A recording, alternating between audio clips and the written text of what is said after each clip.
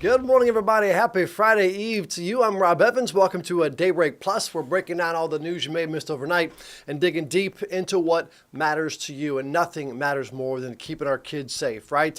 A father pushing for more safeguards after police arrested a fifth grade teacher on child pornography charges. Take a look at Carl Inman. The case against him shedding light on the rising number of suspects allegedly using artificial intelligence to create explicit images of children. KVUE's Isabel Basco shows us what's being done to stop it.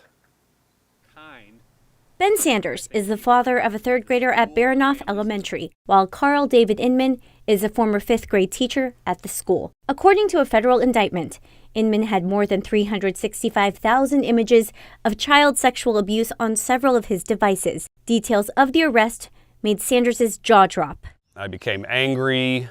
I've been working my way through it, but I don't think I've come to acceptance yet. Forced me to have some conversations that I wasn't ready to have with a third grader. Inman reportedly took photos of several 10-year-old students at the school, then used AI to create explicit images of the children. Peter Stone is a computer science professor at UT Austin who says there is concern in the AI field when it comes to its role in these alleged crimes. Can we make generative AI systems that have safeguards or guardrails around them that make it impossible to do something that you wouldn't want to do with them? I think it's a great technical challenge. It's something we'd love to be able to do in the field. But Stone says the only measures that can be taken for now are through laws. The Texas Senate recently passed Senate Bill 20, which creates a new state felony offense for anyone that has offensive materials that depict minors. It would be enforced whether the material shows an actual child or is created using AI. For Sanders, he's hopeful that protection can take all forms. Follow whatever the best practices are, to continue to try to, keep this type of thing from happening again. Now, Inman was indicted Tuesday on 2 federal counts related to allegedly downloading child pornography. If convicted, he faces up to 20 years in federal prison. Well, Gillespie County officials say they have learned that someone recently visited Fredericksburg while they were infectious with measles, and now they're warning people who were also there that they may have been exposed. Fredericksburg, of course, about 80 miles west of Austin, a very popular town to go out there and visit. An official with the county says someone from El Paso was there Saturday, April 26th, and they went to several places on Main Street, including Burger, Loca on Main, Felt Boutique, and Allen's Boots. Measles, of course, highly contagious. Symptoms can develop 7 to 21 days after exposure, so if you were exposed on the 26th, there's still a chance you could get sick. Symptoms include high fever, cough, runny nose, red, watery eyes, a rash that typically starts in the face and spread downwards a few days after the initial symptoms. It's especially dangerous for young children, pregnant women, and people with weakened immune systems. Well, on the global stage right now, Cardinals are meeting for this second day of the Conclave. You're taking a live look right now at the chimney on top of the Sistine Chapel. Any moment, we could see more smoke signaling the results of the votes. We've seen black smoke already, meaning no decision yet today, but there's plenty to talk about the so-called front runners. ABC's Ines de la Cuchara has the details. Day 2 of the conclave getting underway today, with the Cardinals voting up to 4 times a day if necessary.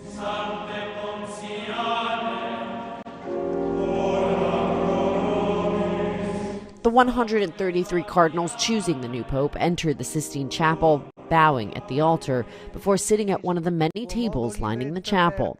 After taking an oath of secrecy yesterday, Monsignor Diego Ravelli gave the order.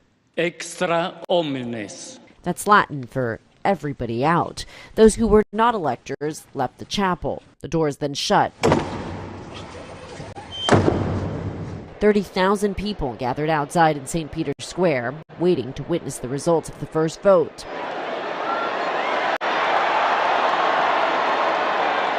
Black smoke, meaning no pope was elected yet. We expected black smoke tonight. but we expected it a lot earlier. The Cardinals face a choice, elect a traditionalist or a moderate to carry on the so-called Francis effect, the idea of being more inclusive, bringing more younger people into the church. Is the church divided right now? The church is a big institution, and she's working in every country around the world. She's always facing new issues from new perspectives, and that gives her a lot of diversity. I don't think that means division. It's a lot of diversity, a lot of different perspectives, but not division.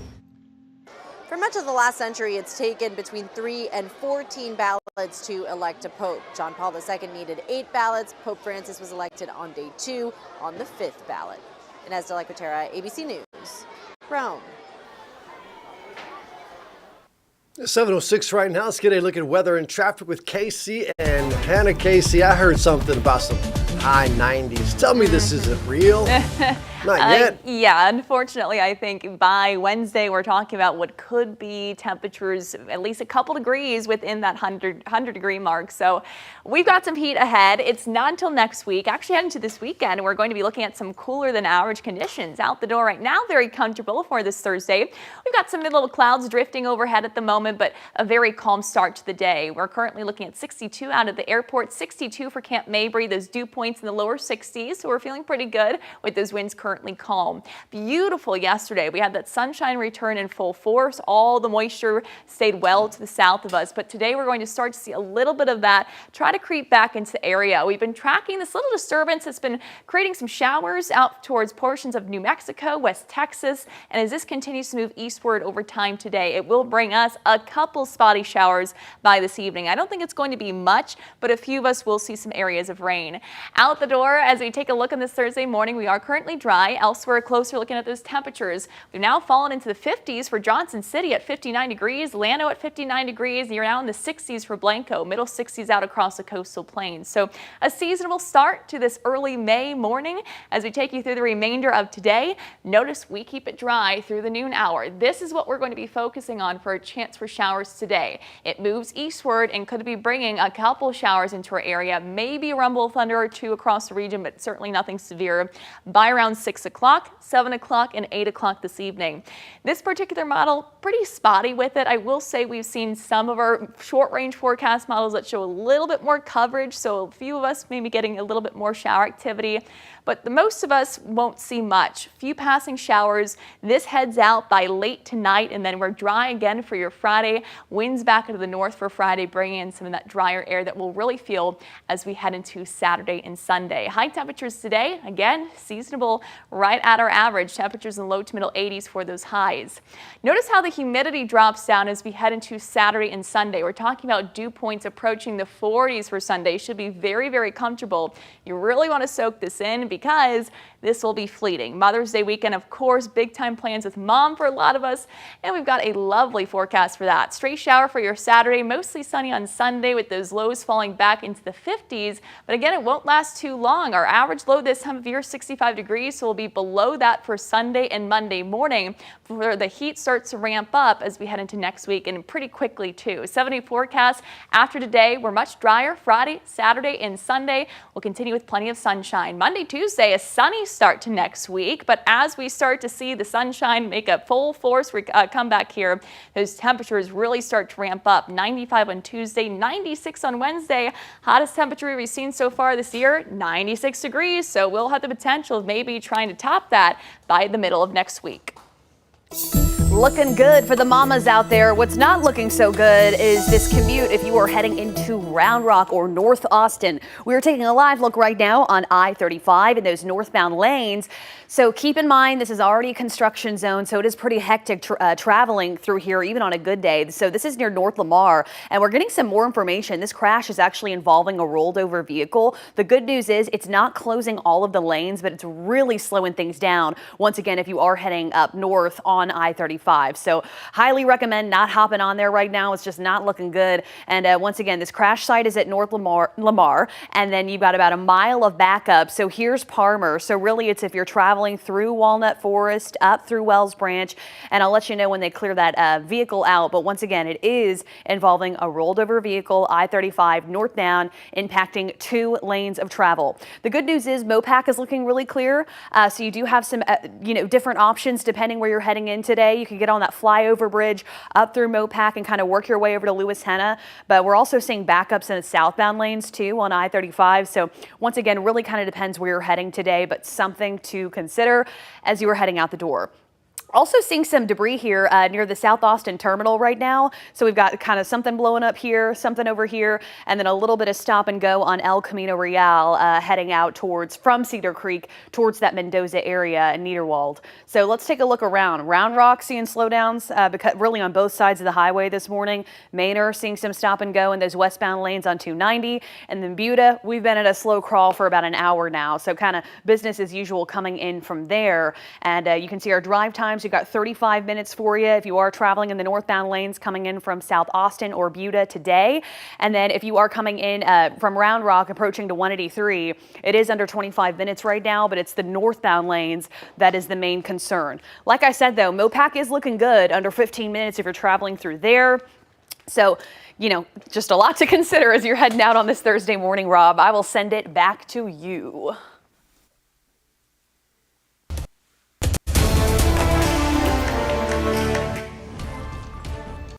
All right, Hannah, thank you very much. Governor Greg Abbott's turning the heat up on Democrats in the House, pushing lawmakers to get bail reform bills on his desk. The governor hosted a roundtable Wednesday to push House representatives to take that action. The governor wants the legislation to include automatically denying bail to violent criminals unless there is strong evidence they're not a danger, requiring judges to explain reasons for granting bail for suspects in violent offenses, and allowing prosecutors to appeal a bond decision. Austin Police Union President Michael Bullock says it's something that officers in Austin have to deal with a lot. Take a listen. We have other instances where there are random acts of violence that occur and individuals may be arrested, but then little value is assigned to those lives. And all that is going on right now is the re-victimization of people who have already lost the most, with the prioritization of people who have broken the law. Any changes need approval from voters in the form of constitutional amendments. Bail reform bills have died, though, in the House every session for the past 6 years. Lieutenant Governor Dan Patrick has said if the same thing happens this year, he's ready to ask the governor to call a special session. Well, if you haven't heard yet, at any point over the past 20 years, people flying within the U.S. now actually do need a Real ID. The Real ID Act, which went into effect Wednesday, requires people flying domestically have that little star in the top right corner of their license. Now, the act passed back in 2005, 20 years ago, in response to the 9/11 attacks, but enforcement was just delayed over and over again. Austin airport leaders are urging you, though, hey, if you don't have one, and there are some people that still don't, get there at least 4 hours early for your flight. This is not a joke. So far, they say they haven't seen any issues or lines that are longer than usual, but it could get busier later this weekend. KVUE's Kelvin Sanchez shows us how people are navigating the change. The message is loud and clear here at Austin's airport. Make sure you have your Real ID or passport with you guys. If you don't have a Real ID, you'll have to go through this designated line here at Checkpoint 1 to go through security. For Susana Steigerwald-Orup, she admittedly missed the May 7th deadline. We talked to her through FaceTime after she went through security. When I had gotten my New Jersey ID, I had realized it wasn't a Real ID. But then the deadline seemed, a few years off in the future.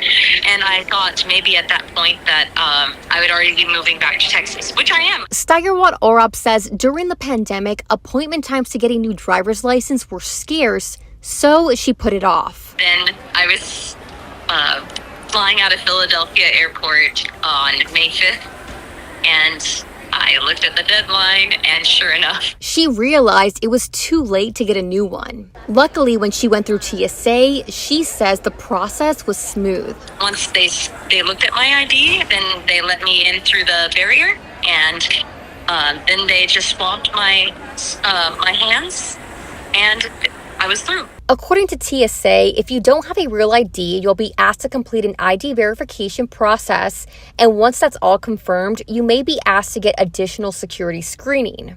As for officials at Austin Airport, they're ready for anything. The aviation department right now has extra staffing in the terminal to help travelers with wayfinding or line management. And for travelers like Paula Clark, who's had her Real ID for years, she's just glad she doesn't have to deal with the headache. I'm so glad I don't have to go through that today. I'm ready to go, and I feel sad for people that didn't get that taken care of. A lesson learned for travelers like Steigerwald Orop, who says next time she may not wait to put off another deadline. This deadline just seemed to pop out of nowhere, and so definitely would, even if there's something that seems like it's a couple of years off in the future, just get all of this paperwork done in advance. Yeah, 20 years comes up in a flash, I'll tell you what. To get a Texas driver's license or identification card that's a Real ID, you need an original or certified copy of your birth certificate or an unexpired passport book or card. Your Social Security card. If you own a vehicle, you'll also need your registration or title and auto insurance policy. And if your name has changed, you'll need legal documents showing proof, like a marriage license or a divorce decree. Now, Texas DPS has an online checklist that's going to show you what exactly you need to bring to get a Real ID. You can find all the information on our website, KVUE.com.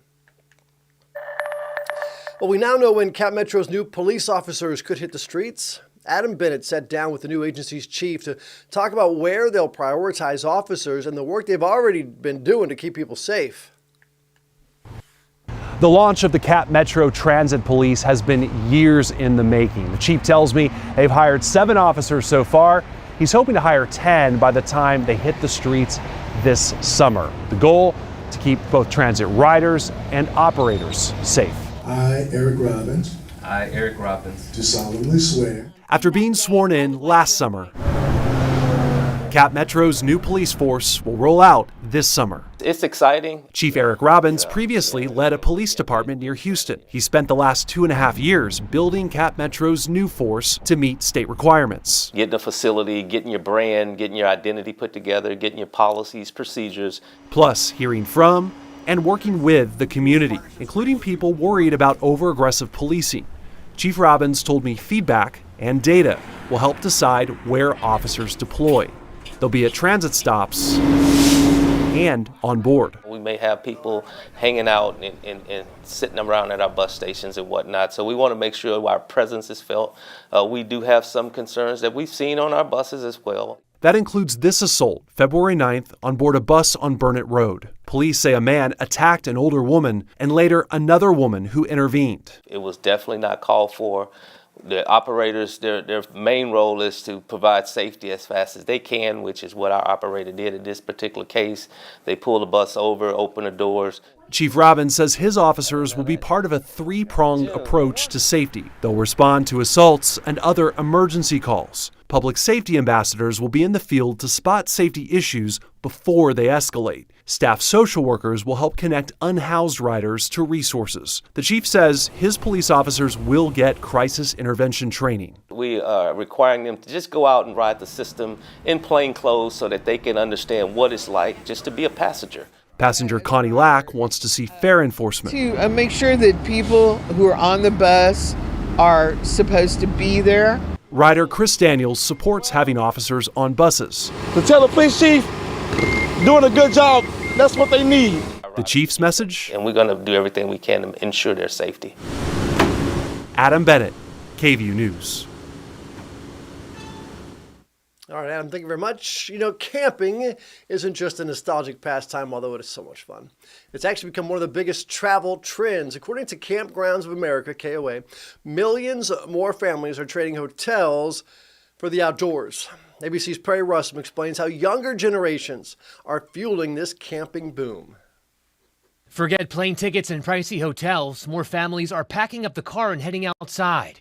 And it's not just a post-pandemic phase. According to Campgrounds for America, KOA, 52 million households went camping last year. That's 11 million more than in 2019. We were seeing increases in camping year over year coming out of the recession, increasing until we hit the pandemic, and then it really just surged. And KOA data shows the growth isn't slowing. The biggest drivers, younger generations, Gen Z and millennials, now make up over 60% of new campers. People really have an interest in adventure, something unique and different. Also nostalgia. You know, maybe they camped as kids, but now they're taking their own families out camping and rediscovering the love they had of the outdoors. And today's campers have options, whether it's a classic tent under the stars or a deluxe cabin. People are mixing tradition with convenience. Cost is a big part of the appeal, with the majority of campers saying it's a budget-friendly way to travel. And I think it's a big misconception that it's just not easy or requires a lot of gear, and that's really not the case. First of all, you can camp very close to home. There are places to camp everywhere. I think a lot of people don't know that there's urban camping as well. KOA says most campers now stay within 150 miles of home, part of a trend called snap camping. The idea, quick, flexible trips that don't require a lot of planning or time off from work. If you're new to camping, KOA recommends starting simple, maybe a weekend close to home, and not over planning. If you're not interested in sleeping in a tent, or if you're not sure if that's for you, I encourage people to try cabins, for example. Our deluxe cabins have bathrooms, have kitchens, all those comforts you would find in a hotel room. Many campgrounds have on-site staff, stores, and rentals, even treats for kids. Ultimately, it's just really about connecting with your family and your loved ones, connecting with the outdoors. With more ways to camp and more reasons to try it, the outdoors isn't just for adventure lovers. It's becoming a mainstream way to vacation. Perry Russum, ABC News, Washington. Just getting out there and just smelling nature, and hopefully having no Wi-Fi or cell phone service so your kids can put down those electronic devices and just spend quality time. We're looking right now at students at both Dobie and Webb Middle School staging a walkout Wednesday. They're concerned about the future of their education as AISD leaders look for a solution to turn around the F ratings at some middle schools. KVUE's Jessica Cha spoke with students, teachers, and parents who are worried about the direction Dobie might be going. Dobie Middle School is here to stay, but it might come with a lot of change. I would appreciate a long-term plan. On Tuesday night, AISD held another meeting with the Dobie Middle School community about the school's uncertain future. What options do we collectively have? Dobie received its 5th F accountability rating from the Texas Education Agency a few weeks ago, which could lead to a possible school closure or state takeover in order to improve that grade. Superintendent Matias Segura says Dobie is avoiding closure, but they're considering a complete refresh of staff at the school instead. The school is more than just a building. It's more than just a name. It's its staff and its leadership that makes up a school. Jose Carrasco is with Austin Voices for Education. That's a nonprofit that works in schools for the district. He says getting rid of teachers and administrators is not the answer. Having the pressure of we're going to close your school, we're going to send you away, and then everything around, I mean, this is too much. It's too much for this community at this moment in time. And parents like Jessica Velasquez agree. She says they'd be losing any kind of stability the school has had. Current teachers and staff and principal has been working so hard for the past 2 years to be where she's at now, and they know all students. When you bring strangers here to this community, what kind of teachers are we going to have? You know, that's very concerning to us. And students say teachers are what they like about school. Please don't fire the teachers and the principals, because that's what makes us happy. 6th grader Carter Davis says he just started school here 3 months ago, but it's been a smooth transition. And 8th grader Zadie Ramirez says the school has come a long way. 2 years ago, we didn't have that many teachers. Now we have more teachers, and yeah, like staff, they're like so nice. Yeah, they really care about us. And in a time of uncertainty, they asked for Dobie to stay, along with the people who make it a school.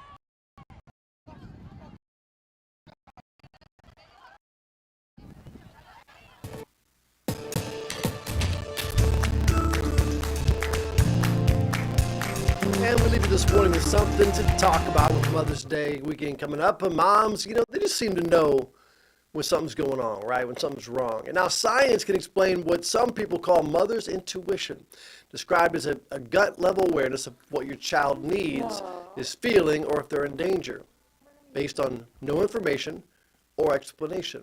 Well, Cleveland Clinic psychologist Dr. Susan Albers says it's a combination of neurobiology and learned history.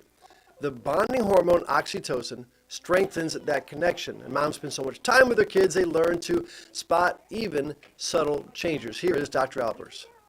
The good news is that you are not just born with intuition. It can be built. You can strengthen your mother's intuition by spending time with your child, being truly present and attuned instead of distracted. Also, listening to your gut and reflecting on how that matches up with the reality of the situation. Now, the doctor says it's important to know the difference, though, between a mother's intuition and anxiety. Okay, big difference. Intuition is more of a calm inner voice nudging you that, something just doesn't seem quite right. Anxiety, though, can feel loud and chaotic, kind of like an alarm system going off. Mom's always right. Don't forget that. And that's it for Daybreak Plus. Thanks to all the moms out there, by the way, for doing what you do. We appreciate you. Let us know what you'd like to talk about. Message us at a 512-459-9442. 512-459-9442. You have to text it. Calling it doesn't work. You can also message me on social media at Rob Evans TV on Insta, on Facebook, on X, and stick around because Daybreak continues right here on KVUE Plus. Goodbye, everybody.